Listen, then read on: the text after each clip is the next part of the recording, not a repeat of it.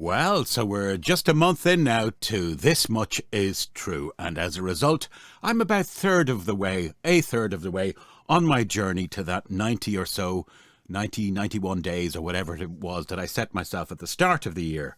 It can be tough going because there's no feedback, and so that's up to you, all two of you, as I always say. But it's a discipline, and that's what I said to you. I said I'll show up. And if I don't show up, it's just because it's beyond my control. It's logistically impossible. Two things I want to cover with you today as the wind blows outside my log cabin of a studio. Oh yeah, I'm listening to it. I kind of like the blustery days. I set myself a goal recently where I try and get out every day, just by myself, around 11 o'clock. Didn't manage it today, but I'd have at least 2 days done, where I get out by the sea. It's 10-15 minutes away, and I just walk on that strand and get close to nature. And I also, if I can, I avoid listening to a podcast. I just want to be alone with my thoughts. Like that picture of, not that I would compare myself to him. Do you remember that moody James Dean classic kind of portrait? You see when it's raining and his hands are stuck down in his coat pockets and he's on the boulevard of broken dreams. He's alone. He's in contemplation, which is the second thing I want to talk to you about today. So yes, it's been, I just did a quick review of the month, and so far so good, because we're reviewing the year really, aren't we? January wasn't particularly sick and tired. It was hanging on me. It was quite productive. That's all I can say. I listed about 10 things. Still not like where I'd want it to be, but good things happened this month. And also I generally kept going, and business is good, which always helps, because you don't worry when you've got business, nothing to be worried about. Oh, itchy nose. Is there going to be a fight? Oh, sorry. It's me and my allergies, I guess. So look, talk to me, but I can't fucking force you at this stage. If you do contact me, you will get a ding-a-ling that you can take home and show off with pride to your family or spouse or respective other or lover. I don't know. So what was the two things I wanted to talk about? The second being contemplation. Ah, yes. The first is, it's a combination of things, but let's just call it a Tony Robbins thing. Change your state. Change your state. What I'm getting at here is, have you found yourself mulling over something or procrastinating so much that tomorrow I'm going to do it, or that funk that we spiral down into where literally we end up navel gazing and achieving nothing and then hating ourselves for doing the same? That can happen to me sometimes. I get overwhelmed. Like at the moment I've got this narration on. It's great, but it's very hard going, very hard. It's kind of like, I've got to do this first before I do it, before I just face it. But it's work. And I don't, someday we will talk, if you're up for it, about depression. I generally don't get depressed anymore.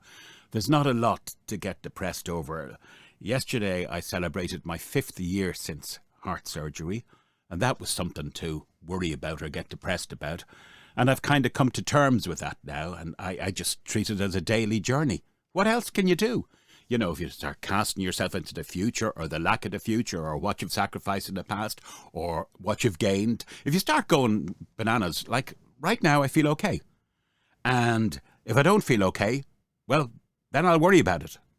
Meanwhile, I'll try my best to prevent certain things. Still not happy with my weight, but exercise I am doing a lot of. Let me get back on track here. And that's just say, do you ever find yourself in that place where you are immobilized? Now, there could be emotion with it, or is just a stinking mood that you bring on yourself. And my wife, many years ago, when we'd have arguments or something, she's very Northern Irish, but she'd say to me, "Your attitude stinks." Your attitude stinks. And attitude is key. I know it sounds like a basic thing, but make sure your attitude doesn't stink. oftentimes she was right, and my attitude did stink. And really, that's where we're at. Attitude, cliche, is everything. So maybe start with, come on, change it. Tony Robbins would call it changing your state, getting yourself into a peak state. He actually does this little dance, twirls around and all kinds of stuff before he hits the stage, because he wants to give his best. I mean, today I had some work on. It was well paid. And it was very just informational. Do this, do that, And I went, no, fucking peak stake it, you know. Peak steak being an operative word, because I'd like mistake. State. And, you know, I just hit the ground running on this. This is money. This is somebody investing in you. Okay, it's informational, but let's give it the vim, the best twist we can to the information. Let's be as informational as we can so that it sparks the listener. Just small things like that. Because, you know, when it becomes mundane, it becomes humdrum. But it all depends on how you approach it. It's your attitude. Make sure your attitude doesn't stink. So again, the first thing we're talking about today is changing your state. And really, it begins up here. Just decide to do it. You know the best cure for it? An old acronym I heard years ago. Goya. Goya. Do you know what it stands for? Get off your ass. That's what it stands for. Now, yes. Sorry for checking I should put an end to that as well. It's very unprofessional looking at my mail or my email when broadcasting to you guys, all two of you. So look, just decide to do it. Vow to do it now. You know, think about it this way. Fast forward yourself a few hours later and think you're going to be sitting there, and if you've got any kind of conscience at all, you're going to be lambasting yourself going, what the fuck? Where did the day go? You can always salvage the day, even if it's only for a half an hour, even if it's just to clean up your environment. Or make your bed, as Jordan Peterson famously said. Or clean your room. Isn't that it? Clean your room. You know, my studio gets kind of scruffy at times, and very quick, simple clean-up does it. So look, seize the day. Another cliche. But look, it's all true. All that stuff, largely, the situation you're currently in, be it your physical state, be it your mental state, generally, it's as a result of choices you make. So if you've decided that you're going to waste the day feeling sorry for yourself and not even just making a list of 3 things and trying to do them, hey, that's your decision. I know earlier on today I was in a bit of a funk and I was annoyed with myself. So I changed my state, juiced myself up, and got with it, and get moving as well. Keep moving, get moving. Fake it till you make it. All those things. I know they're cliches, but they all began somewhere for a reason. Vow to do it now. Fake it till you make it. Goya, which is get off your ass. And now my wife is on to me again. I really am going to get rid of this phone.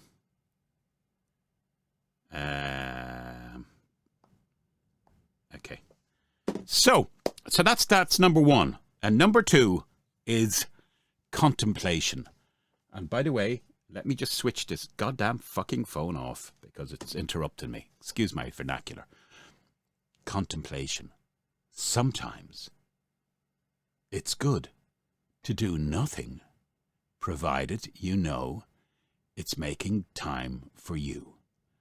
It begins with switching off those bloody phones and all interruptions and finding yourself like my green chair here. See it behind me? I sometimes find myself in my green chair, or whatever chair you like, or nook or cranny or corner, or wherever you feel is the comfy spot in your surroundings, your house, your apartment. And you just make sure that you get 15 to 20 minutes or 10 minutes you time. You would be surprised what comes out of just being.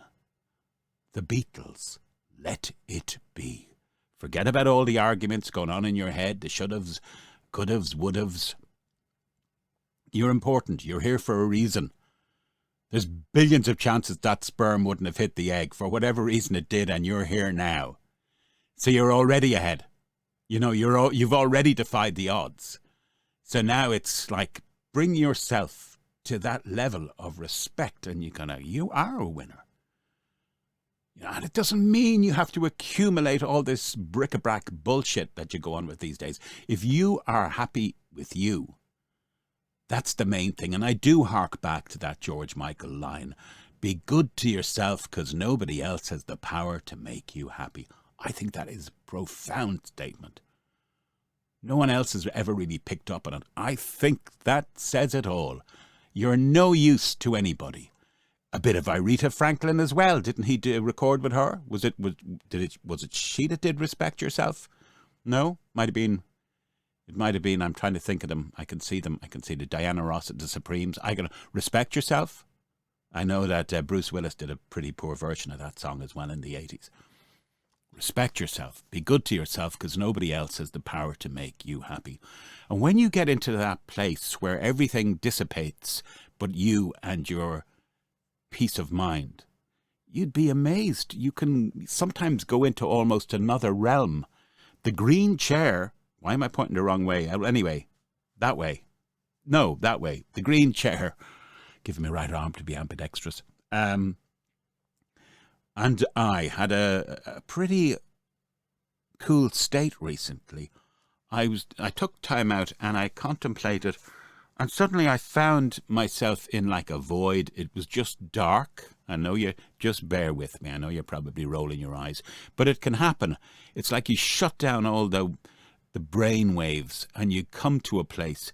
And I honestly didn't feel any borders. I just felt darkness and that I could flip forward into space if I wanted.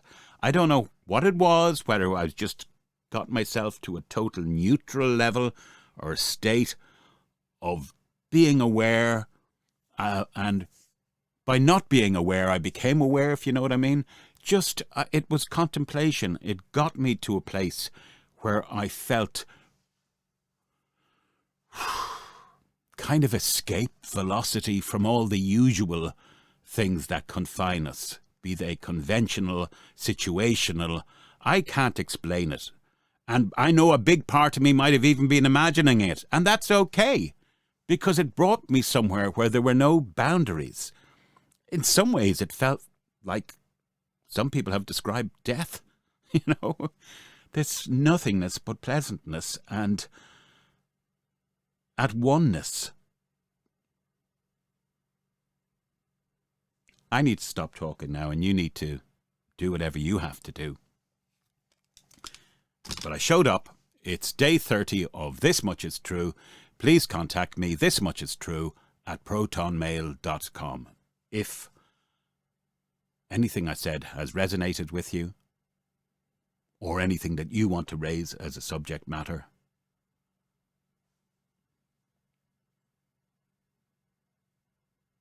I'm not going to say anything else. Good night.